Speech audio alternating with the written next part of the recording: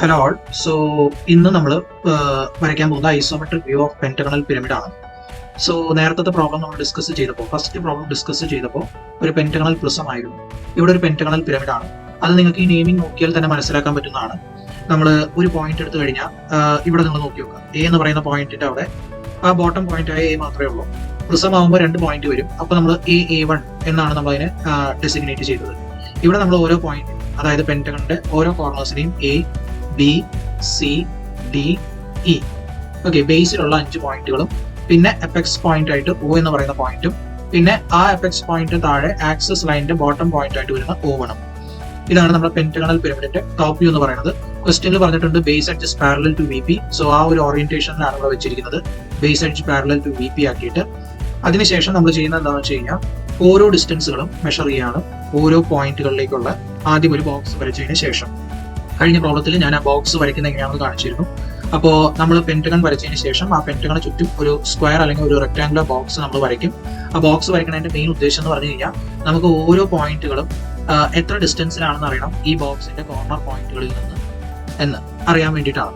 Okay, കാരണം എന്താണെന്ന് വെച്ച് കഴിഞ്ഞാൽ നമ്മുടെ ഐസോമെട്രിക് വ്യൂ എന്ന് പറയുമ്പോൾ തന്നെ നമ്മൾ ഉദ്ദേശിക്കുന്നത് ഈ ഒരു പെർട്ടിക്കുലർ ആയിട്ടുള്ള ഷേപ്പിനെ ഒരു ബോക്സിൽ വെച്ച് ആ ബോക്സിനെ 30 ഡിഗ്രി നമ്മൾ റൊട്ടേറ്റ് ചെയ്ത് നോക്കിക്കഴിഞ്ഞാൽ what will be the view.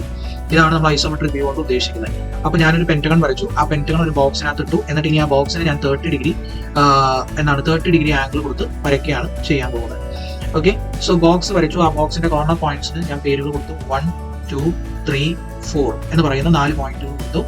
അതിനുശേഷം ഇതിന്റെ ആക്സിസ് പോയിന്റ് ഞാൻ എടുത്തു. ആക്സിസ് പോയിന്റിലൂടെ ഒരു സ്ട്രെയിറ്റ് ലൈൻ വരച്ച് അത് ഈ ബോക്സിന്റെ പെറിഫറൽ ആയിട്ടുള്ള 2 സൈഡ്സിനെ ടച്ച് ചെയ്യും. ഒന്ന് 4-1 എന്ന് പറയുന്ന ലൈനെ ടച്ച് ചെയ്യും, അതുപോലെ 3-2 എന്ന് പറയുന്ന ലൈനെ ടച്ച് ചെയ്യും.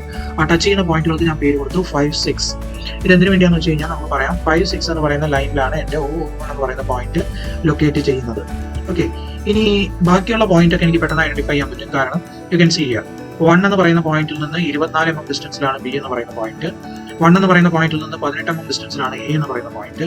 4 എന്ന് പറയുന്ന പോയിന്റിൽ നിന്ന് 9 mm ഡിസ്റ്റൻസിലാണ് എൻ്റെ E എന്ന് പറയുന്ന പോയിന്റ്. 3 എന്ന് പറയുന്ന പോയിന്റിൽ നിന്ന് 9 mm ഡിസ്റ്റൻസിലാണ് എൻ്റെ D എന്ന് പറയുന്ന പോയിന്റ്.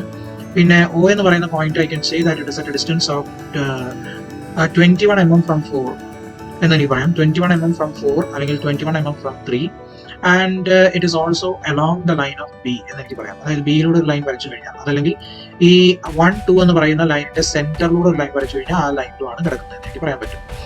സോ ഇങ്ങനെയുള്ള ലൈൻസ് ഉപയോഗിച്ച് I am getting the location of different points of my solid ആണ്. എൻ്റെ സോളിഡിന്റെ എല്ലാ ക്രിട്ടിക്കൽ പോയിന്റ്സും ഞാൻ ആ ബോക്സിൽ വരച്ചിരിക്കുന്ന ലൈൻസ് ഉപയോഗിച്ച് എനിക്ക് ഐഡന്റിഫൈ ചെയ്യാൻ പറ്റും വാട്ട് ഇസ് ദ ലൊക്കേഷൻ. ഇനി ഞാൻ ഇതിനെ റിക്രിയേറ്റ് ചെയ്യാൻ പോവാണ്. ഇതിനെ റിക്രിയേറ്റ് ചെയ്യാന്ന് പറയുമ്പോൾ ഇതിനെ ഒരു 30 ഡിഗ്രി ടിൽറ്റ് കൊടുത്തിട്ടാണ് ഞാൻ ഇതിനെ റിക്രിയേറ്റ് ചെയ്യാൻ പോകുന്നത്. ഈ എൻറ്റയർ ഡയഗ്രത്തിന് the same dimensions I'm going to draw again. പക്ഷേ നിങ്ങൾ നോക്കിക്കഴിഞ്ഞാൽ ഇതൊരു സ്ക്വയർ ബോക്സ് ആയതുകൊണ്ട് ഇതിന്റെ ആംഗിൾസ് ഒക്കെ 90 ഡിഗ്രി ആയിരുന്നു. ഓക്കെ, നമ്മൾ ഒരു കോർണറിൽ വെച്ച് ഇതിനെ റൊട്ടേറ്റ് ചെയ്ത് വരയ്ക്കാൻ പോവാണ്. ആ കോർണർ ഞാൻ സെലക്ട് ചെയ്യുന്നത് 2 എന്ന് പറയുന്ന കോർണറാണ്. അങ്ങനെ റൊട്ടേറ്റ് ചെയ്ത് വരയ്ക്കുന്ന സമയത്ത് the idea which I need to follow is that ഈ ആംഗിൾ എന്ന് പറയുന്നത് 120 ഡിഗ്രി ആയിട്ട് മാറും. 90 ഡിഗ്രി എന്ന് പറയുന്നതിന് 120 ഡിഗ്രി ആംഗിൾസിലായിരിക്കും ഞാൻ വരയ്ക്കാൻ പോകുന്നത്. ഓക്കെ, അതായത് ഈ 2 സൈഡും 30 ഡിഗ്രി ടിൽറ്റ് കൊണ്ട് ഞാൻ വരയ്ക്കാൻ പോവാണ്. സോ ഞാനൊരു ഹൊറിസോണ്ടൽ ലൈൻ കൊണ്ട് വരയ്ക്കും. ഓക്കെ, നമുക്കത് റിക്രിയേറ്റ് ചെയ്ത് വരയ്ക്കാം. ആദ്യം ഞാൻ അടുത്ത് തന്നെ, അതായത് ഇപ്പോൾ വരച്ചിരിക്കുന്ന ആ ടോപ്പ് വ്യൂവിന് അടുത്ത് തന്നെ ഒരു XY ലൈൻ വെറുതെ വരയ്ക്കുകയാണ്, ഒരു ഹൊറിസോണ്ടൽ ലൈൻ. എന്നിട്ട് XY ലൈൻ അല്ല, അത് ജസ്റ്റ് ഒരു ഹൊറിസോണ്ടൽ ലൈൻ ആണ്. എന്നിട്ട് ഞാനൊരു 30 ഡിഗ്രി ലൈൻ ലെഫ്റ്റിലേക്ക് വരച്ചു. അതിനുശേഷം ഞാനൊരു 30 ഡിഗ്രി ലൈൻ റൈറ്റിലേക്ക് വരച്ചു. എന്നിട്ട് ഈ പോയിന്റ് ഓഫ് ഇന്റർസെക്ഷൻ, അതല്ലെങ്കിൽ ഈ പോയിന്റിൽ നിന്ന് 30 ഡിഗ്രി ലെഫ്റ്റിലേക്കും ഈ പോയിന്റിൽ നിന്ന് 30 ഡിഗ്രി റൈറ്റിലേക്കും വരച്ചു.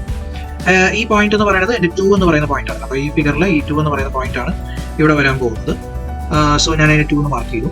ഇനി നെക്സ്റ്റ് ഞാൻ ചെയ്യുന്നത് ഈ 2-ൽ നിന്നുള്ള ഡിസ്റ്റൻസ്, അതായത് 1-ലേക്കും 3-ലേക്കുള്ള ഡിസ്റ്റൻസ് ഈ 30 ഡിഗ്രി ഇൻക്ലൈൻഡ് ലൈനിൽ കൺസ്ട്രക്ട് ചെയ്യണം. അതായത് 2-ൽ നിന്ന് 1-ലേക്കുള്ള ഡിസ്റ്റൻസ് 48 ആണ്. അതായത് ഇവിടെ 24 + 24 നമുക്ക് കാണാം. സോ 48 ഞാൻ മെഷർ ചെയ്തു. അതിനുശേഷം ഞാൻ റൈറ്റിലേക്ക്, അതായത് 2-ൽ നിന്ന് 3-ലേക്ക് 47 ആണ്. സോ ആ 47 ഞാൻ മെഷർ ചെയ്യുന്നു. എന്നിട്ട് നമ്പർ കൊടുക്കുന്നു 1 and 3. സോ 1, 2, 3 എന്ന് പറയുന്ന 3 പോയിന്റ്സ് എനിക്ക് കിട്ടി. ഇനി നെക്സ്റ്റ് മാർക്ക് ചെയ്യാനുള്ളത് 4 എന്ന് പറയുന്ന പോയിന്റ് മാത്രമാണ്. അത് മാർക്ക് ചെയ്യാനായിട്ട് ഞാൻ എന്താ ചെയ്യുന്നതെന്ന് വെച്ച് കഴിഞ്ഞാൽ ഒരു ഹൊറിസോണ്ടൽ വേറെ 1-ൽ വരച്ചിട്ട് ഒരു 30 ഡിഗ്രി ലൈൻ ഇൻക്ലൈൻ ചെയ്ത് വരച്ചു. എന്നിട്ട് അതിനകത്ത് ഞാൻ 47 mm മാർക്ക് ചെയ്യുന്നു. ഓക്കെ, സോ 47 mm മാർക്ക് ചെയ്ത് കഴിഞ്ഞാൽ, അതായത് എൻ്റെ 1-ൽ നിന്ന് 47 mm ഡിസ്റ്റൻസിലാണ് എൻ്റെ 4 എന്ന് പറയുന്ന പോയിന്റ് ഇരിക്കുന്നത്. സോ ആ 30 ഡിഗ്രി ഇൻക്ലൈൻഡ് ആയിട്ടുള്ള ലൈനിൽ ഞാൻ 47 മാർക്ക് ചെയ്തു. അതിനുശേഷം ഞാൻ ആ ഫൈനൽ പോയിന്റ് 4 മാർക്ക് ചെയ്തു. ആ ഒരു പെർട്ടിക്കുലർ ജോമെട്രി കംപ്ലീറ്റ് ചെയ്തു. ഓക്കെ, സോ ഇപ്പോൾ എനിക്ക് 1 2 3 4 എന്ന് പറയുന്ന ലെഫ്റ്റ് സൈഡിലെ ബോക്സ് ഞാൻ 30 ഡിഗ്രി ഇൻക്ലിനേഷനിൽ ഐസോമെട്രിക് വ്യൂയുടെ പ്രത്യേകത എന്താണെന്ന് വെച്ച് കഴിഞ്ഞാൽ 90 ഡിഗ്രിയാണ് ഇവിടെ ഈ സ്ക്വയറിന്റെ ആംഗിൾ വരുന്നുണ്ടെങ്കിൽ ഹിയർ ഇവിടെ ആ പോയിന്റിന്റെ ഇൻക്ലൂഡഡ് ആംഗിൾ എന്ന് പറയുന്നത് ഇറ്റ് ഇസ് 120 ഡിഗ്രീസ് ആണ് വരുന്നത്. ഓക്കെ, സോ ഇങ്ങനെ ആ ഒരു പെർട്ടിക്കുലർ ആയിട്ടുള്ള സ്ക്വയറിനെ ഡിസ്റ്റോർട്ട് ചെയ്താൽ മാത്രമേ നമുക്ക് ഐസോമെട്രിക് വ്യൂ വരയ്ക്കാൻ പറ്റൂ. ഓക്കെ, ഇനി നെക്സ്റ്റ് ഞാൻ ചെയ്യുന്നത് 2-ൽ നിന്നുള്ള ഓരോ ഇമ്പോർട്ടന്റ് ഡിസ്റ്റൻസുകൾ മാർക്ക് ചെയ്യുകയാണ്. 2-ൽ നിന്ന് ഒരു 24 mm എന്റെ ബി എന്ന് പറയുന്ന പോയിന്റ്. സോ ഞാൻ 24 mm മെഷർ ചെയ്ത് വെക്കുകയാണ്. അതിനുശേഷം ഞാൻ പിന്നെ 1-ൽ നിന്ന് 18 mm ഡിസ്റ്റൻസിലാണ് എന്റെ എ എന്ന് പറയുന്ന പോയിന്റ്. സോ 1-ൽ നിന്ന് 18 mm ഡിസ്റ്റൻസ് 1-4 ലൈനിൽ ഞാൻ മാർക്ക് ചെയ്യുകയാണ്. അതിനുശേഷം സെയിം വേ എനിക്ക് ഇവിടെയും മാർക്ക് ചെയ്യാം. 1-4 ലൈനിൽ 2-3 ലൈനിലും ഇതേപോലെ തന്നെ 18 mm ഡിസ്റ്റൻസിലാണ് എന്റെ സി എന്ന് പറയുന്ന പോയിന്റ്. സോ സി എന്ന് പറയുന്ന പോയിന്റ് ഇവിടെ വരും, എ ഇവിടെ വരും, ബി ഇവിടെ വരും. ഇനി എനിക്ക് മാർക്ക് ചെയ്യാൻ ബാക്കിയുള്ളത് സെന്റർ പോയിന്റ് ഒ എന്ന് പറയുന്നത് 21 mm ഡിസ്റ്റൻസിലാണ് ഫ്രം 4 and 3. സോ 4-ൽ നിന്ന് 21 mm ഞാൻ മാർക്ക് ചെയ്തു. അതിനുശേഷം 3-ൽ നിന്നും 21 mm മാർക്ക് ചെയ്തു. എന്നിട്ട് ഞാനൊരു ലൈൻ വരച്ചു. ഈ ലൈനിലാണ് എൻ്റെ ഒ എന്ന് പറയുന്ന പോയിന്റും O1 എന്ന് പറയുന്ന പോയിന്റും കിടക്കുന്നത്. അതിനുശേഷം ഞാൻ ബിയിൽ നിന്ന്, അതായത് ഈ 24 mm ഡിസ്റ്റൻസിൽ വരച്ചിരിക്കുന്ന ഈ ബിയിൽ നിന്ന് ഞാനൊരു ലൈൻ വരച്ചു സെന്ററിലൂടെ. അതേപോലെ ഇതിന്റെയും സെന്ററിലൂടെ ഞാൻ ലൈൻ വരച്ചു. സോ ഈ സൈഡ് എത്രയാണോ അതിന്റെ നേർ പകുതിയിലായിരിക്കും ഇത് പോയി കട്ട് ചെയ്യാം. സോ ഈ ഇന്റർസെക്ഷൻ ആണ് എൻ്റെ O1 എന്ന് പറയുന്ന പോയിന്റ് എന്ന് എനിക്ക് കിട്ടും. ഓക്കെ, ഇനി ഞാൻ ഓരോ പോയിന്റും പേര് കൊടുക്കുകയാണ്. ബി മാർക്ക് ചെയ്തു, സി മാർക്ക് ചെയ്തു, എ മാർക്ക് ചെയ്തു. അത് കഴിഞ്ഞ് ഞാൻ 9 mm മെഷർമെന്റ് എടുക്കുകയാണ് 4-ൽ നിന്ന്. എന്നിട്ട് ഞാൻ 9 mm ഡിസ്റ്റൻസ്, ഇവിടെ നിങ്ങൾ ലെഫ്റ്റിലേക്ക് നോക്കി കാണാം, 4-ൽ നിന്ന് 9 mm ഡിസ്റ്റൻസ് ഇയും 3-ൽ നിന്ന് 9 mm ഡിസ്റ്റൻസിൽ ഡിയും ഉണ്ട്. സോ ആ രണ്ട് പോയിന്റ്സും ഞാൻ മാർക്ക് ചെയ്യണം. ഇയും ഡിയും മാർക്ക് ചെയ്തു, സി മാർക്ക് ചെയ്തു, ബി മാർക്ക് ചെയ്തു, എ മാർക്ക് ചെയ്തു. ഓക്കെ, സോ ഇപ്പൊ എനിക്ക് എ ബി സി ഡി എന്ന് പറയുന്ന പെന്റഗണിന്റെ 5 പോയിന്റുകളും കിട്ടിക്കഴിഞ്ഞു. ഇനി നെക്സ്റ്റ് ഞാൻ A B C D E ആ ലൈൻസ് എല്ലാം ജോയിൻ ചെയ്യാണ്. എനിക്ക് ആ പെന്റഗൺ കിട്ടി. നടുക്ക് പോയിന്റ് ആയിട്ടുള്ള O1 ഞാൻ ലൊക്കേറ്റ് ചെയ്തു. അതിനുശേഷം ഞാൻ O1-ൽ നിന്ന് 60 mm ഹൈറ്റ്, ഇതൊരു പിരമിഡ് ആയതുകൊണ്ട് തന്നെ 60 mm ഹൈറ്റ് കൊടുത്ത് ഞാൻ ആ ടോപ്പ് എപെക്സ് പോയിന്റ് കണ്ടെത്തി. അതിന് O എന്നുള്ള പേര് കൊടുത്തു. അതിനുശേഷം ഞാൻ ഓരോ പോയിന്റിൽ നിന്നും, ബേസ് പോയിന്റിൽ നിന്നും ഞാൻ ആ എപെക്സിലേക്ക് ലൈൻസ് ജോയിൻ ചെയ്യണം. എയിൽ നിന്ന് ലൈൻ വരച്ചു, ബിയിൽ നിന്ന് ലൈൻ വരച്ചു, ഇയിൽ നിന്ന് വരച്ചു, സിയിൽ നിന്ന് വരച്ചു, ഡിയിൽ നിന്ന് വരച്ചു. സോ എന്റെ പെന്റഗൺ ഞാൻ കംപ്ലീറ്റ് ചെയ്തു. ഞാൻ ബാക്കിയുള്ള ഡയമെൻഷൻ മാർക്ക് ചെയ്തൊക്കെ കളയാണ്. ആവശ്യമില്ലാത്ത ആ സ്ക്വയർ ബേസിലുള്ള കാര്യങ്ങൾ ഞാൻ കളയാണ്.